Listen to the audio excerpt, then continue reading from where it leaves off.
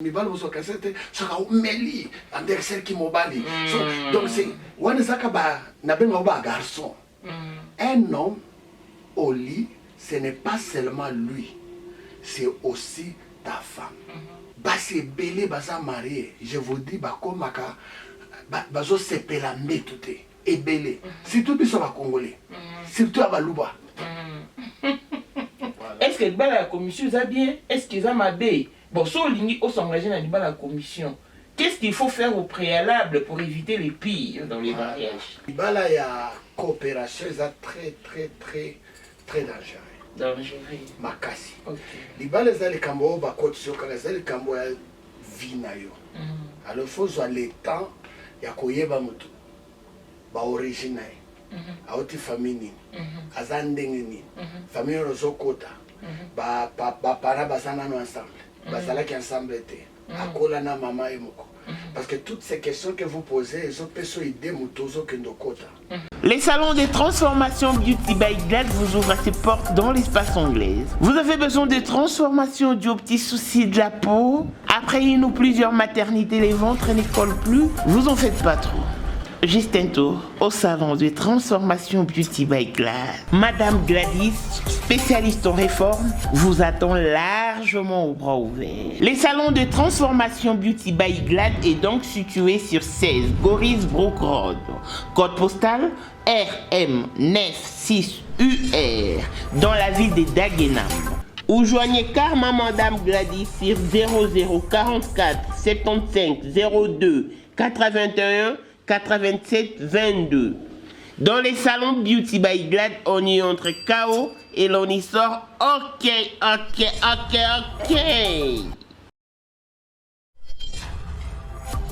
Bana ya poto mokili mobimba toyeko présenter bino site na biso oyo bozali komona concession oyo ezali na kati ya commune ya Maluku quartier Menkao 4 village Mbio. Awa na village Mbio batie ba terrain ya ba 20 sur 20 cadastré ozana posa te oke koluka mikanda mata kita non awa ezali makambo ya oye osombi ozui mikanda na yo nyonso tu ezali déjà préparé na $2500 ya pamba $2500 à débattre ozui terrain na yo sans inquiétude déjà cadastré. Soki ozana posa ya ba détail sur site auto outi ko présenter yo beta héritier maestro TV na kati ya YouTube pour omona intégralité pe ba explication pe ba précision ya site na biso soit landa biso na ba numéro o ezali affiché pour ozoye moko héritier maestro pour apesa yo ba explication pe otuna mituna na yo ndenge olingi. Alors j'ai toujours dit ça na basi ba yo kanga. Moi c'est à mon côté à quoi changer mon bal azate a existate mon bali au quoi changer te mais biso mi bali to changer na moi so biso to lingi. OK. So na lingi yo na o changer. So ki na lingi yo to ko sa ndengo olingi il va jamais changer. C'est évident. Très dangereux. Alors na ko na maman li va ça na iba ki intention te peut-être quand c'est que mutona za bien. Bon, peut-être pas avec le caractère donc en tout cas c'est très difficile mais makambo kopa na bale et resserati tina nzambe azo ba problème azo ba problème et la kenda tuna adam pona lié qui a le la femme que toi tu m'as donné ma sœur Ariachou ma sœur à moi les dieux que nous servons ensemble a deuxième chance aza capable de restaurer yo aza capable de restaurer yo vie ezali bala kakate il y a toujours mobala koleka mobala mosusu azalakate mosusu azali kutu basali yo publicité oyebani alors joie occasion oyo kotala batuti alors ça fait très mal les jeunes ba éviter la biloko ba kokoma bazo utiliser ba poudre ko ba stimulant et bande boza bien mais zo détruire santé na yo parce que sexe tozo kontinent na kimokolo alors eza biloko eza manque ya connaissance et na manque à être ouvert eza makamosusu pe soza makasi te et eza le ko sonité il faut trouver les experts. Aïe, Yewana Bijou la Congolaise, la reine de Jessica, coach de vie. Aïe na ba solution ya kafu pour na ba problème na bino. Papa, maman, elenge mwasi mobali, yo yoza na problème ya infertilité. Posanzo te beba, papa oboti sakati, yaka pesa matoi. Bakisi oyo kosunga mabota ebele. Mama oza koma mabota oko kozwaze mitema kile kime kozonga ba trombouché ba kiste ba mion ba fibrome nyonso wana tozo sunga yango. O eza pona ba mama. Papa oko kakotia mama zemite. Ba mai na oza malamu te ba mataka ekufa ekobotisa ba mataka epeso makasi pozeme kotambala moko ya ba papa yango. Olingi okonda libume koma plat toza nango oyo eza mpona kokonda basentire ya libumu mpe toza na yango bakreme mpe ya libumu plat toza na yango olingi loposo na yo ekoma kitoko koyongola batashe na batampo banduta nyonso ya mabe na kati ya loposo ekoma kitoko uniforme éclatant oyo eza mpona loposo na yo kokoma kitoko ezotraite mama oyo eza mpona bomwasi bomwasi ekoma mokie kitoko elengi nzete ya moseka boyoki moseka okozonga moseka oyo bamafuta na biso eza ya baposo nyonso ya bata mwindu ya bata pembe ya bata teint clair olingi okoma métis eyo kokorrige hydroquinone eza hydroquinone te a hydroquinone eza te okoma pembe ya kitoko e ya bata mwindu toza na gama bata mwindu. Voilà tozoteka par. Joignez donc Bijou la Congolaise sur plus 1 20 75 180 632 ou encore sur plus 243 89 29 43 784. Trouvez-nous sur Facebook La Congolaise Bijou, sur Instagram Bijou MK1 et sur TikTok SkateBiel MK1. Deux produits bio certifiés pour un traitement purement naturel. Bijou la Congolaise, toujours à votre service. Yabiso et Ratakateo, car le temps de miracle n'est pas encore passé. Yassika Eye, na maison d'habillement Best Women Dress. Femme noire, femme africaine. Bino Baebolela Mondele. Molato Yakilo. Best Women Dress Arkanisi Binoé. Pour vos manifestations à grande échelle, vos soirées de gala et vos conférences de grande envergure, faites un tour à Best Women Dress, car nous en avons pour toutes. Ensemble tailleur, ensemble sur mesure, robe soirée, tenue de ville ainsi que tenue ordinaire. Vous servir, c'est notre métier. Vous perfectionner, c'est notre devoir. Faites donc un tour sur notre page Facebook Best Women Dress et sur notre compte Facebook PG Prince. Nous sommes également sur TikTok et Instagram sur ces mêmes noms. Joignez-nous donc sur plus 1 97 27 044 628.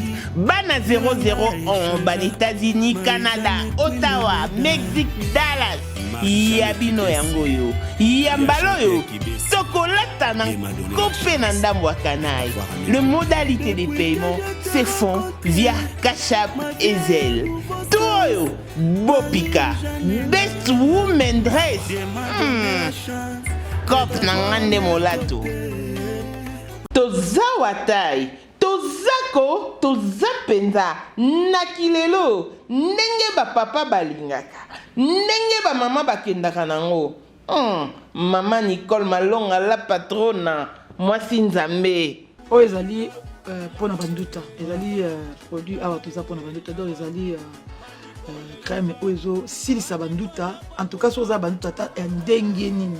Et face à quand on goma pena banduta elongola pe batache ya hydroquinone so pakola ba produit mingi pour ce baby ozo pakola ngo eza mama makasi eza très bien. Ba Nicole ngana ye sikona koluka ya mabele pesa ya mabele. Alors produit mabele yango pomade autoza o esala ki mabele masoko ba hanche mipende yango eza deux sortes o ezali huilé o ezali crémé toza na deux sortes de produits tout est à 100% naturel. Toujours au service de la nation. Expérience et kontaka. Maboko yu salakala. Et telemisa katolo. Et kataka libumo. Et telemisa ka troisième jambe. Bilengia maman. Papa nde ayebi. Bongo ya papa. Maman pe lokola. Pona bo pikiliki bwa bo kundu bwa nzoto bwa yo. To pona kobongisa bo mwasi bwa yo. Benga Maman Nicole Malonga la patronne na 0033 60 550 23 18. To lisusu na 0033 75 111 09 75.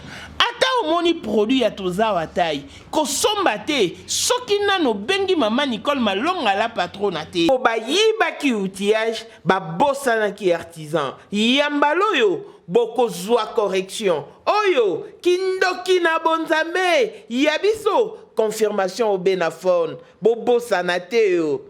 C'est mignon, thérapeutique, c'est des choses. Bonjour et bienvenue dans ce nouveau numéro de Maman International TV Show, votre chaîne d'actualité, d'information et de l'émotion. Voilà que l'émotion nous ramène ici en Afrique du Sud. Nous sommes descendus à 100 tonnes. Nous sommes venus voir un Congolais, mais qui...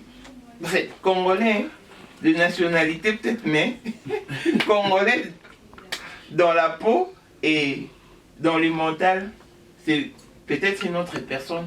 On aura le temps de les découvrir et nous sommes ici dans son shop. En tout cas, il mérite innovation pour un Congolais avec un business de cette taille, un business de taille de cette taille. Non, en tout cas, c'est pas la moindre. Il fait partie de l'exception, juste pour confirmer la règle.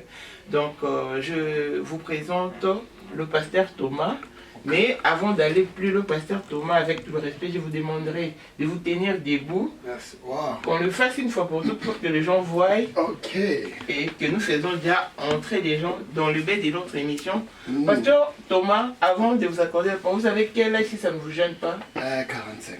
45 ans, oui, oui. Avec cette belle taille, belle silhouette, et oui, ça va commander l'eau, on est au salaire pour garder, pour commander, il va se plaindre, va perdre taille, va surpoids, va belé. En tout cas, merci. Tolinga, ça va mon a déjà, pour attention, tout le temps au thé les matins, on a déjà. Parce que moi, j'aime apprécier. Quand c'est beau, c'est beau. Quand c'est une belle taille, il faut le dire comme Isali, belle taille en tout cas.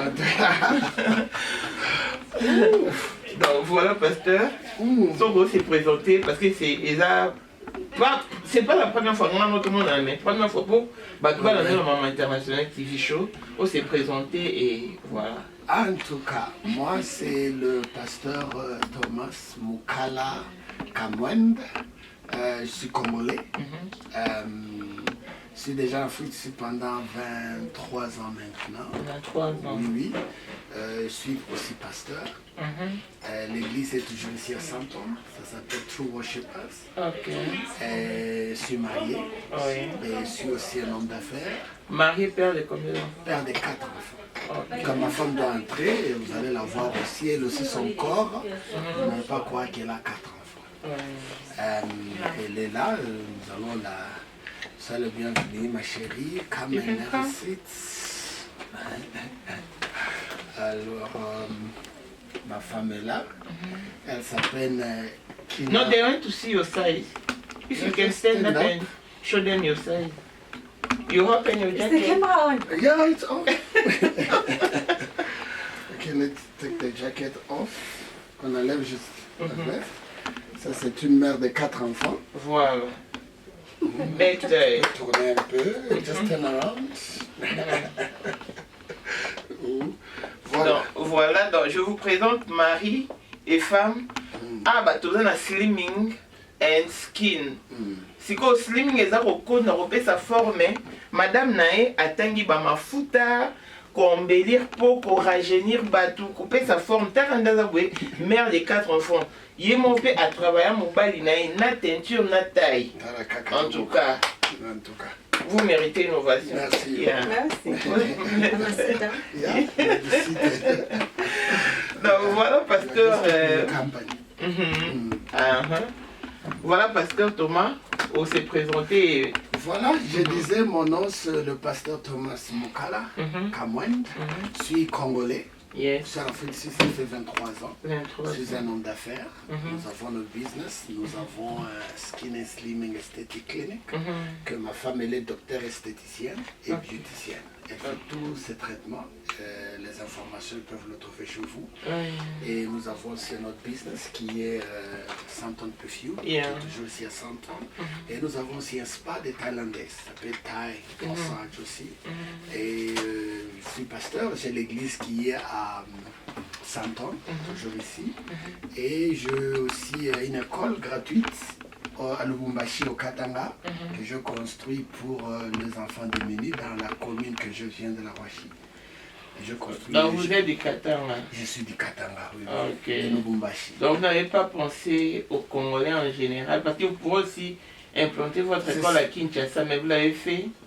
C'est ça ma vision. L'école, premièrement, j'ai plus de 400 orphelins qui étudient gratuitement. Ils prennent le petit déjeuner gratuit chaque matin. Ils étudient en anglais. Ils ont le cours d'informatique. Ça, je l'ai fait juste comme un don, un cadeau pour mon pays. Parce que j'aime mon pays et je viens d'une famille très pauvre. Et ça, c'était un don que j'ai fait pour ma patrie. Si Dieu nous bénissait, on va faire partout sur toute l'étendue du Congo. Vous venez d'une famille pauvre et comment est-ce que vous en êtes arrivé là? Wow, c'est une belle question. Si vous savez, c'est juste par la grâce de Dieu et changement de mentalité. Et moi, je ne crois jamais à la pauvreté. Changement de mentalité, c'est-à-dire? C'est-à-dire, tu peux être né dans une famille pauvre. Mais si tu meurs dans une famille pauvre, c'est ta faute. C'est ta faute. Être né dans une famille pauvre, c'est pas ta faute. Mais mourir pauvre, c'est ta faute. Ok, pasteur, on va y revenir. En tout cas, parce que tu es aux pasteurs, tu es aux politiciens, aux postulés. Voilà, la casquette, toi, Makassi, Naza député national. Je me suis enrôlé déjà et je suis membre de l'IDPS. Et j'ai ouvert l'UDPS, chambre de commerce ici en Afrique du Sud. Et le bureau est toujours ici à Santon, à Mandela Square. Là, je pars soutenir la vision du chef. Et c'est ça. Ok, c'est ça. Aux députés. À photo bien honorable, hein? Thomas Honorable, voilà. Honorable Thomas Mukana. Moi, je suis sud-africaine. Oui, moi, ça va sud-africain. Mais nous, tu parles en langue, il y a quel côté. We speak in tongue, you can hear nothing. Mais la bonne chose avec elle, elle me soutient beaucoup. C'est qu'elle est là, malgré qu'elle n'écoute pas ce que nous parlons ici. Mais elle est là pour me soutenir. Mais est-ce que, au préparé, partons de notre culture, des traditions congolaises, parce que yo osa honorable, osa député. Est-ce que moi si na yo ayebi est-ce qu'il y a des fonctionnalités à la communauté congolaise? Oui, elle ayebi amo makasi. La première des choses, na memé na Congo plus de 3 fois. Avant que nous soyons mariés, na memé na Congo. A Fandi na Roche. A Monde Toliaka, maman beaucoup la biso nini. Alors je l'ai déjà préparé pour ça. Attends, ça fait 3 semaines que tu es Lubumbashi pour tout s'enrôler. Il n'y a pas qui Kuna. On est parti faire l'enrôlement, elle était là. Donc elle est préparée sur la communauté congolaise. À l'Ambara Pepondo, à l'Ambara Sosamakasi, à l'Ambara Biti. Non, il faut bien que à l'Ambara Pepondo. Congolais, moi, ça, c'est la pizza et le cas va problème. Il y a une bande de Liban, la pizza. C'est qui est au lala. Maman, il y a un anneau. Tout le monde, l'autre, tel gars, oh. Pizza, pizza, c'est un dessert. Après, pizza, est-ce qu'on fait fou? Alors, mais l'amba très fort, très fort. Non, c'est qui l'amba? How did you know how to cook Congolese? I learned from my mother-in-law and my sisters-in-law. So I went to DRC, I went to Congo, and I stayed there for some time. Aïe, na Congo, ma mère n'a pas la kissier, avant de la mère, a boy couteau de dollar na hôtel.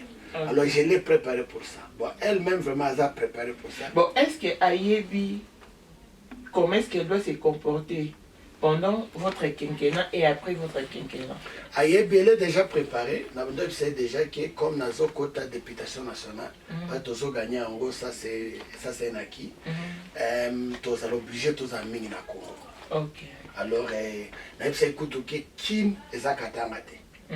Donc Congo a mon Katanga, non a mon Kinte. Donc on a préparé déjà chaque jour avec ça. Quand on a qu'est-ce que yo, c'est pas toi qui me basa bon. Yo moi je me connais qui m'a libo sur lui. Ah chérie, et ça moi congolais moi qui me ça n'était pas toi Katanga, tu ça pas toi qui nous la vie de bango là pas toi qui donc on a pas bijoux, Louis Vuitton donc on a préparé déjà qu'il y a kin. Yo moi ça na Kinte là on va faire la shopping car on a 100 tonnes.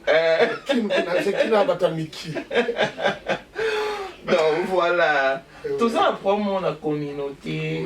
Oui, puis maman Olive Lembekabi. Très bien, très bien, très bien. Batebele, une femme au grand cœur. Ok. Pour la œuvre Oya Salaka. Mais parmi la œuvre Oya Salaka, il y a une œuvre moi où t'es composée en 2018. Après ça qui comédienne moi où est Libala. Ok. Tant il y a des comédienne moi Libala, il y a des comédienne moi Solana Lekinangai. Azoluka abala yo. Il y a déjà comédien tant Monica avec maman Olive, na complexe na makamio sauf oui andimi mbalamoko. Et après des comédiens na ko apprendre que moi mon bal na azali que maman Olive ti. Et accueillir Libala na Belgique à souffrir. Donc moi c'est nazo souffrir on a tout ni est-ce que yo préparé moi c'est non dernier on s'est préparé à se comporter pendant votre mandat et après votre mandat pour si et bimi si va prendre les bélés azalé qu'à un moment lifté et il a un comportement bizarre c'est comme un diable ce qu'on a posé aux questions on a sous des anglais aux honorables aux abbés pasteurs oye bisabiso est-ce que à tout moment olive salaki ezaki bien to ezaki mabe yo lokola honorable yo lokola pasteur. Et après, on a eu le roi pasteur au jugeant nini. Mais ça, il y a des jeunes filles congolaises en général. Bah, oh, bah, la commission. Est-ce que la commission ça bien? Est-ce qu'ils ont mabé? Bon, si on s'engage dans la commission, qu'est-ce qu'il faut faire au préalable pour éviter les pires dans les mariages? En tout cas, c'est très difficile pour nous, maman, il va faire bien, à ça qui m'a bêté. Parce qu'on a bien intention, tout est bien voté. Alors, l'Ibala, il y a coopération, c'est très dangereux. Makasi. L'Ibala, c'est le cambo, c'est le cambo, vie. Alors, il faut avoir le temps, il y a koyeba mutu, original, à haute famille, à zandengeni, famille rozokota. Para basana no ensemble basala qui ensemble était akola na mama et moko parce que toutes ces questions que vous posez ils ont peso idée mutozo que ndokota par le mariage à mamba batumi balé batako ko tsabino batumi balé mais décision ça yomoko alors la chose que je vois ils ont des pauvretés na ko souffrir et mosu batona souffrance ondimi kaka so ba ki mikiri andimi mais mikiri ça ba réalité yo na to ça to yebi c'est pas facile ça na porte ça en Afrique du Sud partout parce que ce sont des réalités nos jeunes filles baza informées et ça c'est un yami balé na makambo libala ça mama motema. Alors j'ai toujours dit ça na basi ba yokanga moi c'est à mon côté à quoi changer mon bal azate a existate mobali oko changer te mais biso mibali to changer na moi so biso to lingi so na lingi yo na o changer soki na lingi yo to ko sa ndengo olingi il va jamais changer alors balibalo ba cop et ça balibalo o l'homme n'aime pas peut-être mon ka photo Yasika Gave-Cœur, solution yaba problème ya santé. Mama, olingi okima ménopause, komitungi sate po tozana solution okokota ménopause te ata okomi na 60 ans. Zongi elenge. Oboyi suki pe mandefu ya pembe, Gave-Cœur azali ekotikala kaka mwindu okosepela. Ebongo, pona hémorroïde, Gave-Cœur sukisa. Na 2 jours ya pamba, hémorroïde esili pona perte ya poids, sans osala sport, tozali na solution ici ya injection pe ya comprimé, ozana posa ya sport te. Olingi loposo na yo engenga ekoma pembe lokola mundele pe uniforme pona éclaircissement ya peau tozali na suppositoire comprimé pe crème na 5 jours au pakoli pe oteli otungisama na maladie ya tension to pe diabète papa mama Gave-Cœur tozali na solution na ngonga moke ozwi lobiko ya solo o obelaka pe olingi okima AVC benga biso na lombangu po Gavker toza na solution ya siro na bokono etika yo kimia papa mama pe elenge ndeko mobali yo oyo oza na faiblesse sexuelle pe na nzete ya moke etelemaka te awa ekotelema toza na agrandissement de pénis ozongelaki mobali na yo na pete Gavker sukisa baproduit na biso nyonso ezali 100% naturel pe esalemi na baplante na baindustrie pharmaceutique ya Allemagne pe Angleterre.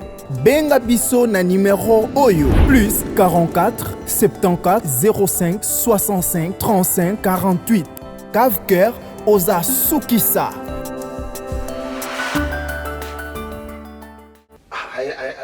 C'est pas quand la photo, mais quand vous êtes ensemble, comme ils ne t'aiment pas, et l'autre aussi changer. C'est très très dangereux. C'est évident. Très très très dangereux. Alors, quand on a maman, il va ça, il n'a pas d'intention. Peut-être que c'est que Moutoua n'a bien. Peut-être pas qu'il peut caractère Moutoua. Donc, en tout cas, c'est très très difficile. Mais ma gamba coupe n'est pas et rester raté. Tina Nzambe, a un problème. Azoa ba problème et la kinder tuna Adam pendant lié qui a le la femme que toi tu m'as donnée. Alors là en tout cas mon cœur est avec notre sœur au Azo Soufi na Ariachou. Ariachou Ariachou oui. En tout cas Nzamba Sungai. Et ça fait du monde té. Toutes choses concourent bien. Mais si qu'on prend mais que tant qu'il y a que libala déjà au coma tant ba balani ba bengi ba ebisi yo vandi kuna mobali au chobalao. Ana mwasi sikoyo. Mwasi azobota na maternité, mobali azo assister na maternité à mwasi. Na poto bien na ki. Wana mwasi na ki mobali na poto. Oh Jésus. Abengi mobali on dimate. Oh. Tango tiki voice, le col les aki libala maman Olive mutafe ça ki mobali a somi biemba en région normalement c'est ba koselinga makam. Moi si tango eksi maman Olive a fouteli biemba la moi atili Belgique. Akoma Belgique. Mobali ya ebisi te azaki mwasi na ngai te ngani naza boye na ngana basi po na mbongo nga vona lala na sa couple no fopesa nga mbongo mobali ya ebisi bongo mwasi siko azotala baselaki mariage de rêve mokili mobimba ba comédien partout tala kaka maman Olive ameni na salon honneur wana na 2018 maman Olive azaki na première dame siko azomona honneur nyonso na soni wana ala ko dévoiler makambo bongo andimi akomi kopesa mobali mbongo mobali akomi kokangi mbongo donc pour yesanga na mobali na ndako libala il faut ba cadeau nyonso maman Olive apesa e ba c'est ça le problème basale onzaka kisa azosenga délivrance. Ah, c'est la délivrance. Pour maman, mon bali pas mes marins n'anda quoi nganga. Après mariage, ne mba mimi n'anda nganga. Pour c'est que mon bali nous en a moi si mon bena poto linga keningi. Si quand ngala mimo n'anda nganga, oh, ba peso ba kisi au séparé ba mo. Donc na biloko ba pesa n'anda nganga compliqué et boti c'est na ba kayu na kata ba rien. Que l'Éternel le fasse grâce vraiment. Ah, il y a chose autant là. Et ça fin du monde. Toutes choses concourent bien Bible et lobby. Joseph bandekone ba planifier makambo mabe. Mais na suka nzamba Joseph lobby mabe obo planifier nzamba changer ngwa bien. Vie ezaka libalate. Vie ezaka mbongote. Vie ezande kozana Yesu. Il est capable de vous restaurer. Péché munene zate. Batu balobaka. Ah oui, bien sûr, ma sœur Ariachou. Ma sœur Ariachou. Ma sœur à moi, le Dieu que nous servons ensemble a deuxième chance. Aza capable de restaurer. Aza capable de restaurer. Na ko invité au bandolanda page na biso ya Facebook, na Instagram. Nous prêchons les mariages. Topé sa batu goût, na chance à restauration. À chaque fois on attend, on a ba stress, ba dépression. Quand on a page na biso, banda kota kaka et commence à déclarer si Dieu peut faire pour eux comme ça, il peut le faire aussi à nous. Vie ezali bala kakate. Il y a toujours mobala koleka mobala mususu azalakate. Mususu azali. Kutu basali de publicité. Oyebani. Alors joie occasion oyo. Kotala batuti. Batu balobaka. Obengo zoba bakobenga biloko nyonso to wana koyoka yango te nyonso to nzambe apermeta yo koma na vie na biso nzambe ayebi koma kochange ozala mbia na yo eloko na osenga leo pardonne bato nyonso to pardonne tout le monde omona nzambe akorestore yo satan alingi abomba yo na monde wana ya manque ya pardon nzambe akorestore yo ma soeur à moi te regardons en prière mon Dieu va te restaurer. Et bon, on se repose, on a tous un message qu'on lance dans mon bali. Oh, lutte, n'est ce que les a, ma botte, la moi si bana. Non pas pour qu'il y ait avant la banane, mais pour pas placer qu'à bana, pour faire chier Ariège. Mon bali n'a regardé c'est quelque chose. Il ne faut jamais mettre bana. Na baire na biso à vie. Nazo sengo na bolingo nzambe. Si tu aimes ces enfants, kotala maman na bango te. Tala bana wana. Les enfants ont besoin de tous les deux parents na vie. Beaucoup zala bo se séparer, mais kokote sa semence wana na bana te. Si tu aimes ces enfants, tika bango na maman na bango. Les enfants n'ont jamais oublié leur père. Nazo sengo na bolingo nzambe. Si tu aimes ces enfants, fais-le. Soko lingi bango. Tout se paye ici-bas. Nous sommes tous au salaka tolona. Nous avons prié pour nous que les grâces de Dieu, que le Saint-Esprit a convaincu yo, a lobana yo. Je sais que Dieu est capable. Je sais qu'en toi, bano botawana, malgré baïre, nana o condamné yo te. Mais nous avons si tu aimes tes enfants, fais ce qui est bien pour ces enfants. Je crois que le message est passé. Et par la même occasion, pasteur a demandé mon pasteur Thomas, n'a niveau lancé un message à toutes les femmes congolaises, spécialement au Bana Congo. Parce que, mon année, si biso sur tobimi di banda to suivi. On a fait des sites qu'on les a là, et là au Pamba. Yébité que qu'on les a passés. Mais il y a de façon au monde, on a des problèmes. Nous avons des problèmes. C'est les pays qui ont abandonné cuir dans cette île, qu'on a la santé. Mais la vérité est que c'est votre travail. Bozana, on sala makasi ko véhiculer réalité to sanango. Parce que moni lelo ba comme on a place pour le pasteur ça la place à Zali, j'ai 23 ans dans ce pays. Mais la même place au Toto qui est à 100 mètres dans Alexandre, Batbala Libanda. Oui. Toilette exatée. Exatée. Na comme na Alexandre na bangi na bi enzambe. Qui n'ont que bien si on a qui tambo toilette exatée, maille exatée, courant exatée. Mais à côté à Santo, le quartier le plus riche de l'Afrique, mais c'est à côté le quartier le plus pauvre. Surtout que par rapport à biso na Yovina Bailbro, biso toko empêcher mutute aya. Parce que mutu amtozana et l'on a un zambapese. Là on appelle sa grâce. Mais avant ça la démarche à boy, à moins qu'un zambé moko absekoya. Mais ce zambé c'était comme kate. Pasteur, vous venez d'une famille pauvre. Oui. Au commune Afrique du Sud, au Bioza de 23 ans. Tant que vous d'abord, il y a motivé awa. Et puis, tant que vous en Afrique du Sud, au Talimboka, au Talina pauvreté, la famille non, au Taki, au Milobé la Kini. Na vieux Zamboko, na vie. Tchamotu Bakata. Le monde appartient au courage. La courage à Kolobate. Courageux balobaka bakoti na action. Moi je suis arrivé dans ce pays en 2000. D'abandon la Libanda. Nazo babenga ba obo. Obana les enfants qui dorment à l'extérieur. Zamba songa kika nazo mukanda na Branfontaine VFA on m'a fait ça na Branfontaine. D'abandon ça comme security guard. Comme sécurité agent sécurité na Boutou. Et c'est là que j'ai appris l'anglais. Et là que je me préparé, je me suis dit dans ce pays, je vais réussir. Et là, quand il faut commencer à déclarer la vie. Commencer à dire que alors c'est un peu ça. Alors je suis un grand combattant. Alors je bosse Dieu. Mais je crois à l'excellence du travail. Au foot, je crois que la rémunération est vraiment minime. 1200 rennes, c'est $100. $100. Et pour au commis. Amasser la richesse aux gens, au bandé, voilà, ça c'est une belle question. Hein. Je prends ça partout, je parle. Là, tout le monde me connaît. Et dans la sécurité, ça va faire 1200, 250 dans la chambre, 8 personnes. 8 personnes. 8 personnes. 8 personnes. On a fait 250 reines. Na statement, na Berea.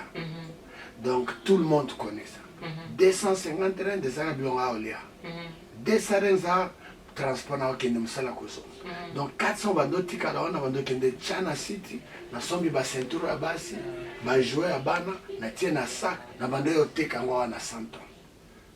Je vous dis je peux faire 400 rentes Chayer.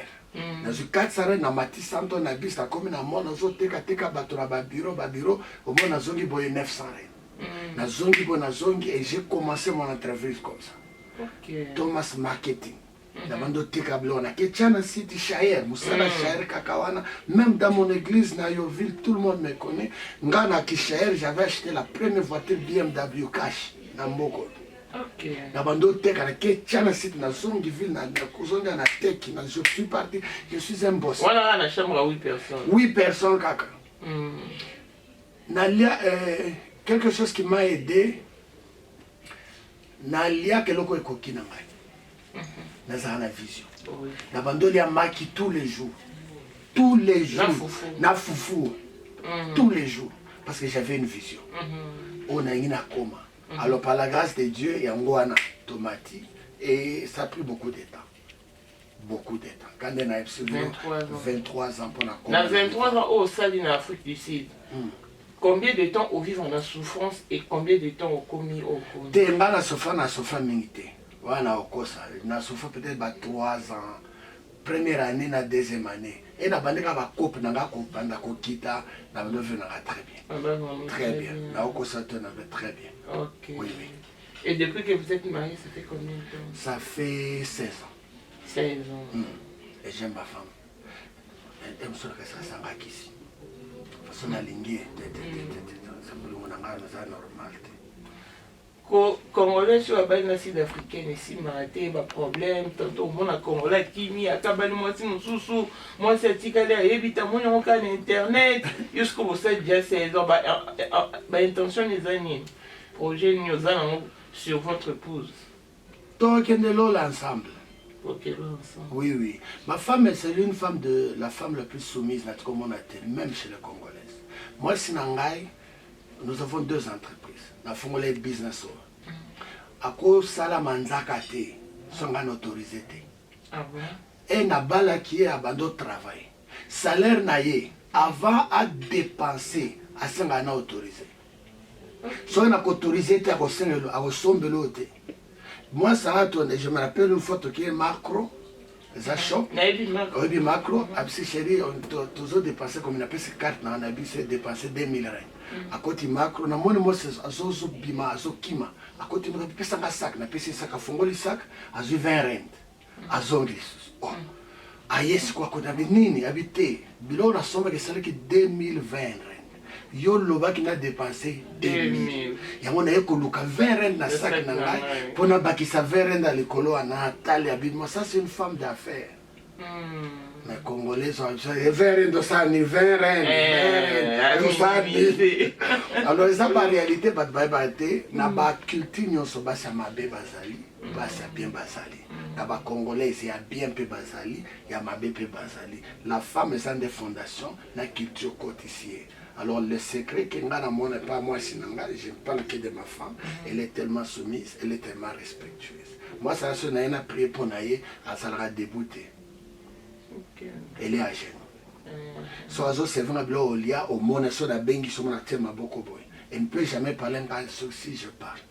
Na un kawana. Mais c'est une femme la plus heureuse. Na libala très heureuse. Mais ndeni oya qui vous a convaincu au fond la business ou entreprise c'est parce que à tant qui classe nous a qui convaincu que ce beau salaire est propulsé bino. Abando ne travaille pas à Mindele.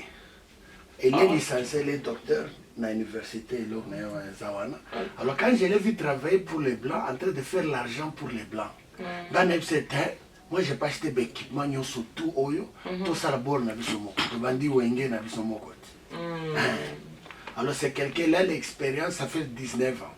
Asara ba politicien surtout ba vedette ba to mbongo neti yo kandene bozawana donc elle est expérimentée à ça. J'ai vu une vision, j'ai vu un talent, investir na kati et ça te l'autre bandi l'autre mais c'est que je faisait beaucoup d'argent dans l'entreprise qu'elle travaillait des autres mais c'est tout ça d'abord na bisomo que je vais investir l'argent et l'Éternel me fait grâce aujourd'hui. En tout cas ça c'est vraiment un exploit. Pour toi on va Congolais belé en Afrique du Sud baza pe na mbongo belé na kinga na msika mais bazali na bilo ya boité autant on a 100 biso lire à na 100 mais to lire à un sous na restaurant ya sud-africain un sous ya ba zimbabwéen ya ba italien ya ba brésilien mais pour mon restaurant de taille ya ba congolais à la raté mais yo quand même oser au salelo au moro to laksa bango ba au monde en tout cas et là on pose au compter au salon na Congo. Je compte faire ça. Maintenant, tu comme un niveau, parce qu'il fallait tout un système en place.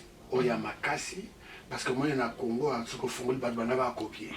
Alors, tout le Fongo, tu as tout un franchise. Ceux qui ont l'ingé au Fongo, le Boye, tu finances ton Fongo les lieux, parce que je ne suis pas là-bas. Je suis un propriétaire à sur place. Alors, tu peux préparer ton Fongo, la même chose comme ça, on fait à Kinshasa, le Bumbashi. Alors, tout ça va magie.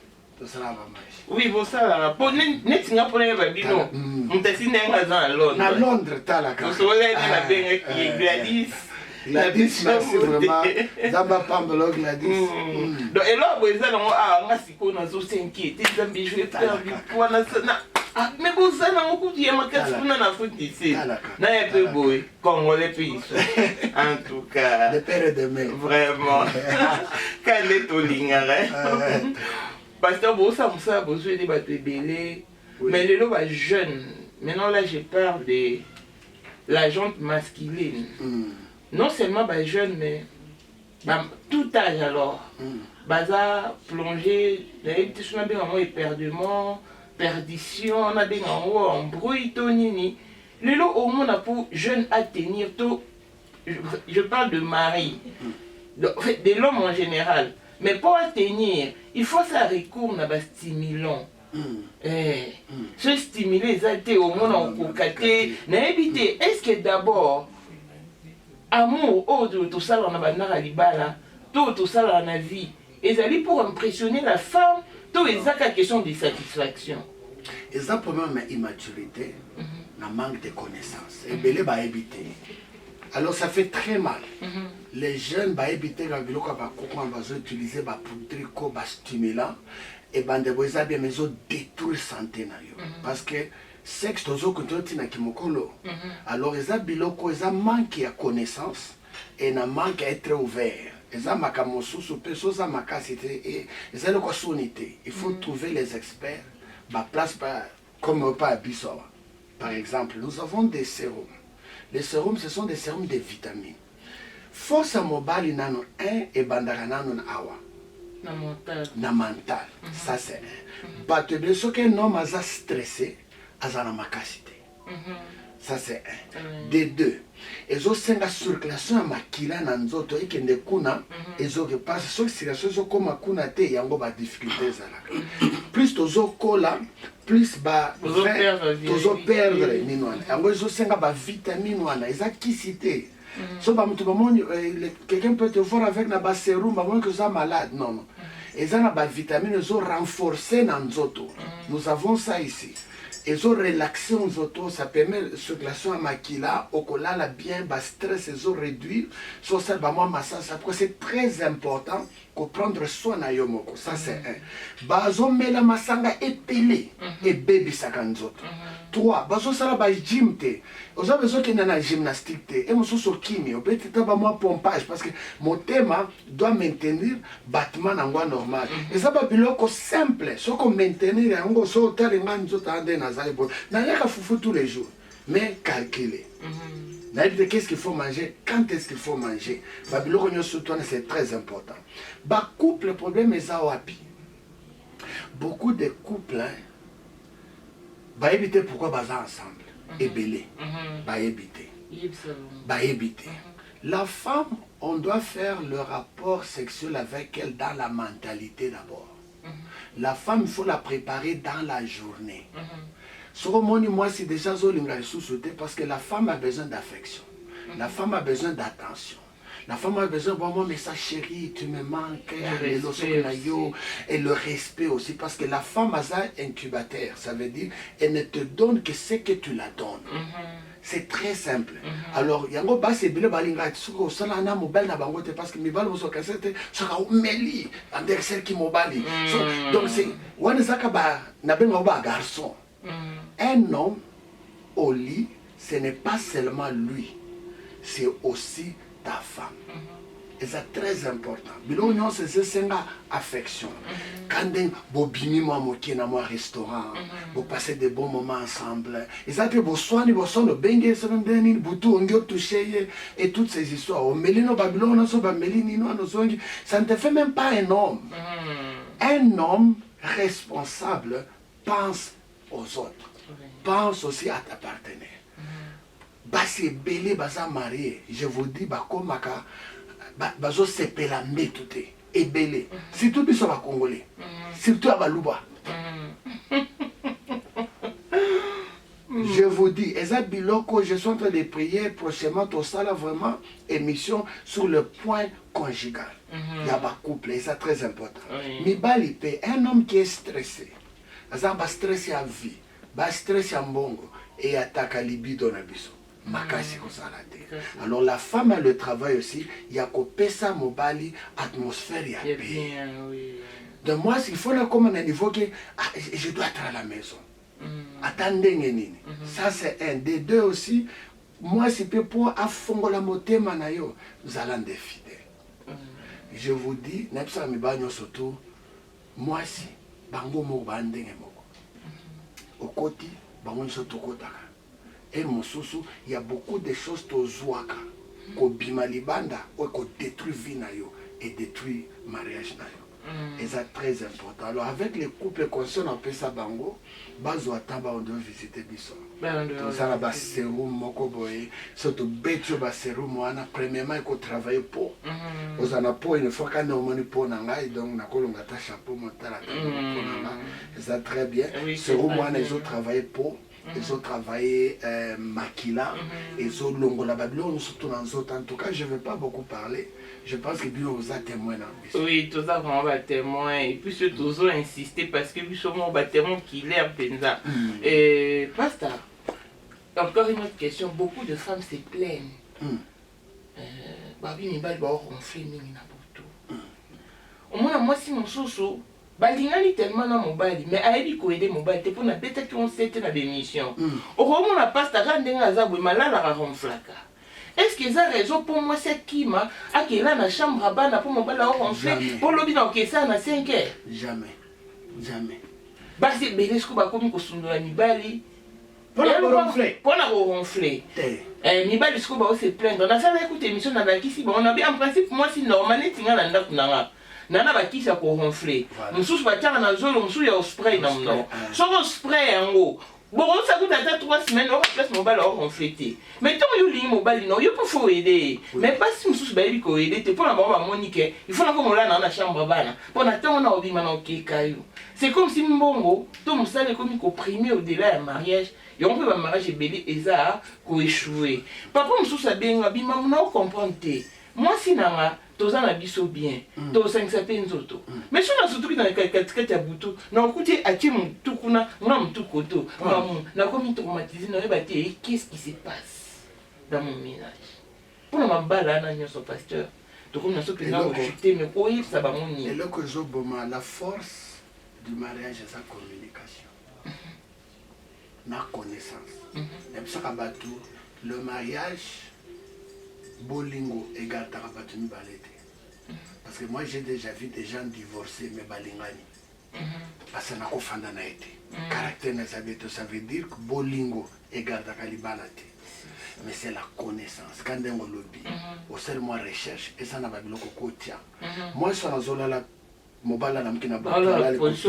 mais il y a quelque chose qui pousse la femme à faire ça. Mais c'est quoi mon bal à tout qui est moi ça doit ça répondre mon bal à m'a posé une question bato na bainternet bayebisanga mpo nazoyeba te mwasi mosusu mpe kuta obi mamu oza na raison mpongo nayebisaka bango ke moni makambo bokomosala bose séparé yango nde emema bino na divorce mwasi mosusu abi mamu oza vraiment na raison nakomi ekola na chambre bana me ntango nalandi émission no nazonga na chambre tindelango bafuta bakisiona natindelango bandeko ebele eza connaissance nde eloko na deux biso la connaissance egardaka na mariage na business na émission nazosala makambo nyonso na vie c'est un problème de connaissance bato basalaka barecherche te bato bayokaka soni kotuna basete question so oyoki soni osala ta anonymous.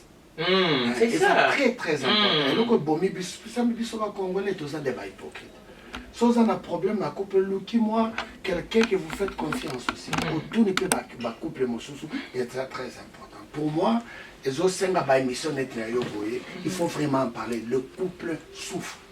En tout cas, autant les femmes souffrent, les hommes aussi souffrent. Ba couple ils ont souffert et donc ils ont bomabiso manque de connaissance. Mais rapidement pas ça va tout chuter. Et là on ni kasi ezo sala ke ni bali belé na ndaka mabala ba koma na motema mabe. Ezani. Mi bali belé ba koma na motema mabe. Wana zolo ba source ya ba mariage belé et bandeli. Ezaki bien te. Okomona mobali asaki na mbongo te. Yo modo zaki na mbongo. Oh nyoko minga fort. Nazozi abi mokolo na kozwa yango ezaka ba revanche na ba couple yango eloko zosa eza pe basi pe mosusu na bisaka bato ba femme congolaise ba soumise habite ba soumise en Afrique du Sud so ba komi miki akomo zo mbongo ye moko siko do mona keso ki soumise za te yango comprendre que donc chaque couple chaque famille difficulté zali wana manque de connaissance ba couple be ba sola kati moi avec ma femme chaque vendredi to bimaka 14 ans na bisona 16e année ya mariage chaque lelo na poko to bima to bimi na biso to meyo moi champagne na biso na cheko to na Facebook. OK. Na secret na pourquoi je vais montrer au couple parce que to bima vendredi boy on est en train de parler bonne semaine yo comment était le travail est-ce que tu es heureuse dans ce mariage et c'est une loko na salon moni ya go bien te donc tozer la problème comment munene te nous traitons les problèmes. On a fallu quand au début donc comme ba couple belé bazana communication te ba kutana kaka na nzoto ba couple belé lo basala ensemble kaka nzoto mais il ne faut pas autre chose ensemble vraiment pasteur to conclure que tout le business je crois makambo nyo chez a wapi o eza bien wapi o mutako ekozwa le roi priorité pour sous au wapi o ko négliger et loko liboso pa na biso que comme to sala kana no body analysis ko tsona machine pe si biso nzoto na yo biloko zozanga poids ozanango eza poids na yo te quel est le poids faux arango ezanyo soteza awa ya mibolo eza pona elongi na yo normalement eza bato akozala 50 aza 25 amana elonga bato 35 ba stress ba po donc nyonso to eza body analysis oza bato ba konda tu vois libomo ekiti nyonso tout o ba déchirer nzoto o pe libomo ya ba ya nzoto pe ba bouton to silisaka pe aussi bato bazala ba nini oyo ba produit baby si ba voilà ba machine donc on a tout awa pe to sala matame komi monene o mosu to sala kama bato mosu pe ba ni moi body et un autre bon so moi forme alors on a tout ça c'est parce que bah en tout cas tout ça ba traitement et belé makasi traitement ezali en Afrique du Sud bazo fait ça ils appellent partout déjà et comment partout mais pour na bato baza en Afrique du Sud au bon cas solution en tout cas sorry bama na ba mafute en tout cas pour na bato sou ba mamuto ne so commander na ba Londres te awa to na 100 tonnes voilà nako o nyoso za aola d'émission yo pour bon la nango mingi souffre ba publicité mais biso to na publicité na bino te pour un peu tout ya wana mais ce de cette publicité na bino pe au monde ezali mususu mais en tout cas pour la bata foot ici na bano diriger bon siko non awa pour on bana discuter au ça comment ya on ngane epsa ba na ese no moni mobali ba sala kai o moni mobali kitoko na wana mobala mamu mobala mamu je m'investis dans lui pour azala ndenge aza wana yo omona pasta boye po azala boye mwasi na controlaka ye mafuta exercice po neti biso toye aba tosala so massage de couple sikoyo yo omonaka mobali ya boye olingi kaka olula ye te ezala mwasi mo baobongisa yo mpe bongisa ya yo po soki mpe motu mosusu bamoni ye epasoli ye motema me asimba te po aza ya bato bino soki bolingi kobongisa ya bino te bozobebisa ya bino bonéglige ya bino bokomota ya bato wana nde soki mabe Dieu n'aime pas ça.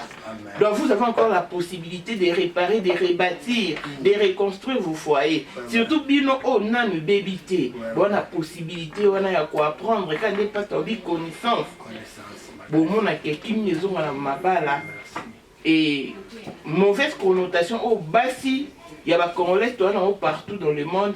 Et ici là, couper cette nouvelle va 100 mètres, on va vendre de la cambo, on va battre. Mon maman c'est ici là, pour quand les de le mon peuple périt par manque de connaissances. Causant envoyer dans tes jeux induire va couper les na en tout cas, à chaque moment tu vois nos occasions, tu vois nos soins pasteur. Pasteur, tout le monde au fond, là, il y a pas parfum. En tout cas, ça béni, hein. C'est que non, c'est que les amis, pour le Congolais, on va y bénir, on va foutre ici, on va souffrir. Bah, nous sommes sur la cape pour nous foutre un daku.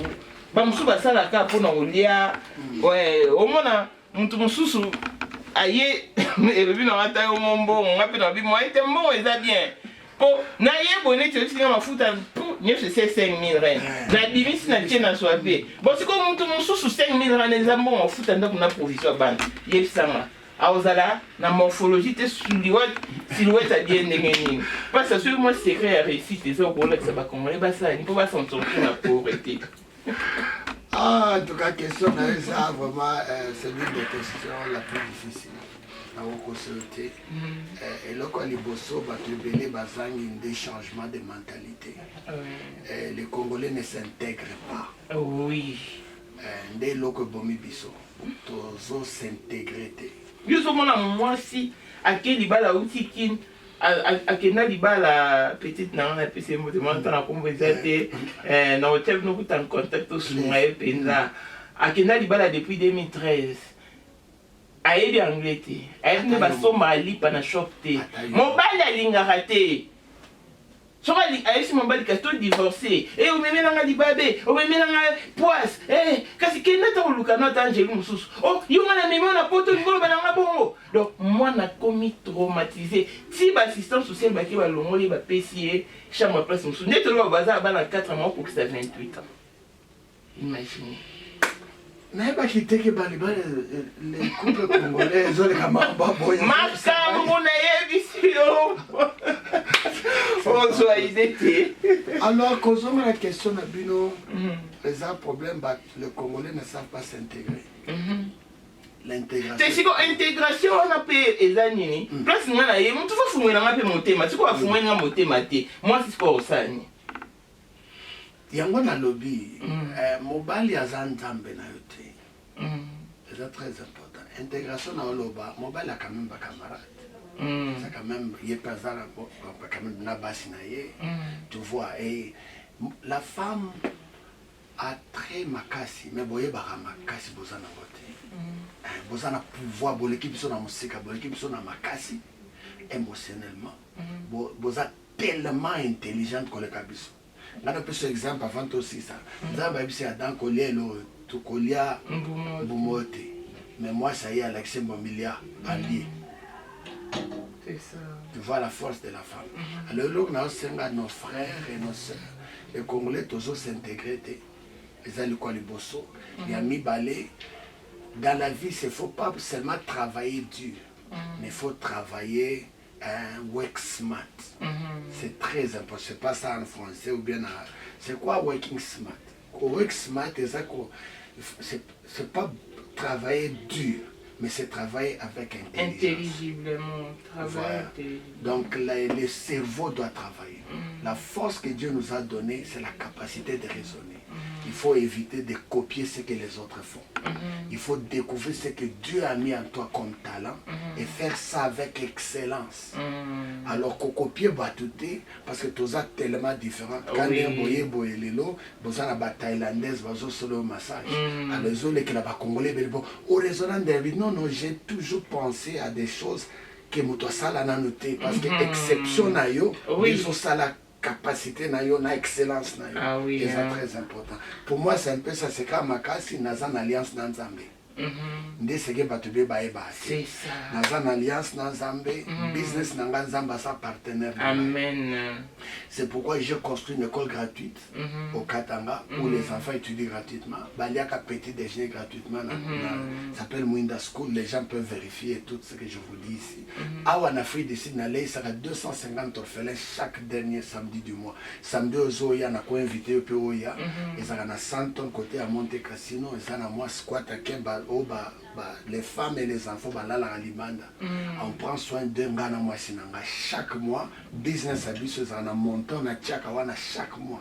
Tout ce même uniforme à banana classe. J'ai fait ça chaque mois aux 12e année. Des secrets à ma casse. Les Congolais prient, mais bakabanzambe. Les Congolais gênent beaucoup, mais bana bolingote. À côté d'église à prier, à zone inda kwa la na mobile na été. Mobile patala kwa ta, mais à mon église on parle là, tout ça sont des aventures, na hypocrisie, photo longo lango, yango tozo avancer. Et donc ça n'a pas si. Maman international, biso tozaki na kino malebo na yovi. Tozalaki na référence. Sikoyo ba Éthiopie bazwi nyonso. Éthiopie kuti biso na mboko. Biso to commence à aller la Éthiopien. Congolais nzamba songa biso. C'est pas normal. Tozaki na papa refait na yovi to ke ndozuma place ya bien bolier mais tozali sous le ko na te. Pourquoi manque de vision na manque à bolingo. C'est ça. Le logo biso. Voilà, nous sommes pratiquement arrivés à la fin de cette émission. Jean-Pierre Kibesi de Panama, Marie-Jeanne Kibesi Ndonga à Paris, Papa la Clémence Kibesi. Gaëlon est dans les voix de mon Jonathan Lechon, mon petit du cœur, réalisé Madame de mon cœur, mon talégu Azatea, Miros Bint la Londres, grande soeur pour monter ma Willy Chimbalanga. Et passe à tout comme pratiquement la souka, votre dernier mot, et si vous avez quelques salutations à passer, et aussi un message patriotique. Moi, le dernier mot, je veux donner à notre peuple, je suis candidat député national. Année Oyo. Nous venons pour faire une chose exceptionnelle. En tout cas, Parlement. Là, vous me prenez rigueur. 6 mois, il y a des députés nationaux qui sont sautés,